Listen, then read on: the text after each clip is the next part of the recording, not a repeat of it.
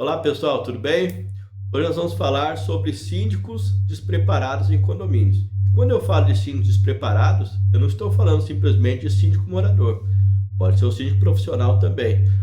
O que consideramos como síndico despreparado? É aquele que ou não tem conhecimento técnico na sindicatura, ou seja, ele não tem a menor noção sobre contas a pagar, contas a receber, o que é uma convenção, o que determina o Código Civil em relação a condomínios e principalmente em relação à responsabilidade legal dele sobre o condomínio, sobre suas atividades. E tem um síndico profissional que geralmente tem esse conhecimento, mas ao adquirir diversos outros condomínios, ele começa a negligenciar em alguns e novamente repassa a responsabilidade para a administradora. O que pode acontecer nesse caso? Aliás, o que geralmente acontece nesse caso? Redução da disponibilidade do condomínio, né? Disponibilidade financeira, eu digo, né? Por quê? A inadimplência tende a aumentar, não há ação efetiva sobre essa inadimplência, e aí o que acontece? Diminui a receita e a despesa se mantém igual ou superior, né? Porque ainda tem os casos das despesas extraordinárias, né? Ou seja, aquelas despesas que não estavam previstas no ano e começaram a correr e começaram a desfalcar as contas do condomínio. Então há condomínios que começa com saldo positivo o ano e termina com saldo negativo ou com uma baixíssima disponibilidade financeira. Por quê? Porque foi colocado um síndico que não tinha preparo ou não tinha tempo para se dedicar ao condomínio. Síndico você não escolhe por simpatia. Esse fulano é muito simpático ou muito simpática, né? Vamos colocar ele de síndico. Às vezes a pessoa se propõe a ser síndica, né? E não tem a menor noção no que ela está entrando. E outros são empurrados para aquele cargo, aceita, né, por uma situação ali às vezes de constrangimento e dá tudo errado, né? Aí você tem questões de pagamento sem nota fiscal, aquisição de produto, contratação de prestação de serviço sem contrato, sem cotação, pagamentos em atrasos, né? Não observância aquilo que foi deliberado em assembleia com relação à previsão orçamentária. Existem casos que sequer é aprovada a previsão orçamentária, sendo que a Assembleia Geral Ordinária obriga que seja levado o quê?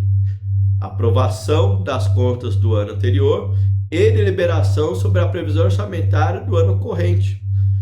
Às vezes nem isso acontece. Então o condômino começa a pagar cada dia, cada mês, um valor diferente, né? Ou seja, baseado nas despesas do mês anterior, é cobrado no mês posterior o valor para compor a receita e pagar as obrigações do condomínio.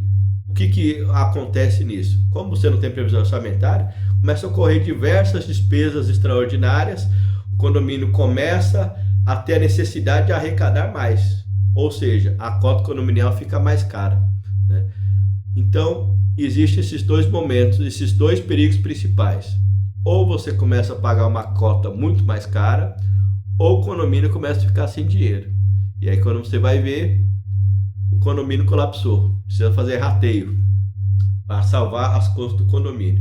Isso falando somente de erro de gestão, né? Existe, infelizmente, casos que o que onerou o condomínio foi práticas fraudulentas mesmo, né? Situações que houve desvios realmente, né? Até contando um caso rápido aqui, mais de uma vez, nós deparamos com a seguinte situação. A administradora, ela pagava sempre uma conta de consumo em atraso, só que no lançamento contábil ela lançava como se estivesse pagando dentro do mês, né? Aquele dinheiro, ao invés de ser pago aquela obrigação, era desviado para um funcionário da administradora. Então, o exemplo, mês de janeiro, eles estavam pagando a conta de dezembro. E a de janeiro, ele embolsava, em fevereiro fazia a mesma coisa. Por que que sempre pagava uma atrasado e embolsava a outra? Porque comumente as contas de consumo elas cessam a disponibilização, né, a água, a luz, depois de 3 meses. Então, dessa forma, nunca havia interrupção do serviço, né? E havia esse desvio sistêmico. Isso, ao longo de 5 anos, que foi o período que nós analisamos, chegou a próximo a R$ 1 milhão, né? Era praticado isso em todas as contas de consumo. E era um condomínio grande, então quase 1 milhão desviado, né? E o síndico? Onde é que estava o síndico nesse momento? Estava praticando a sua atividade principal. Ele era um médico, né? E deixou tudo na mão da administradora. E isso causou não só um rombo no condomínio, como um crime, né? Houve desvio de valores. Então, é isso, pessoal. Não me delongando muito, mas é extremamente importante, quando for escolher o síndico, não escolha pela simpatia. Procure saber qual que é a atividade dele, ou a atividade que ele já desenvolveu, e qual que vai ser o seu compromisso dentro do condomínio. Porque síndicos que entregam a administração, a sua responsabilidade para a administradora, corre esse risco de uma gestão temerária, desastrosa e até desvios, né?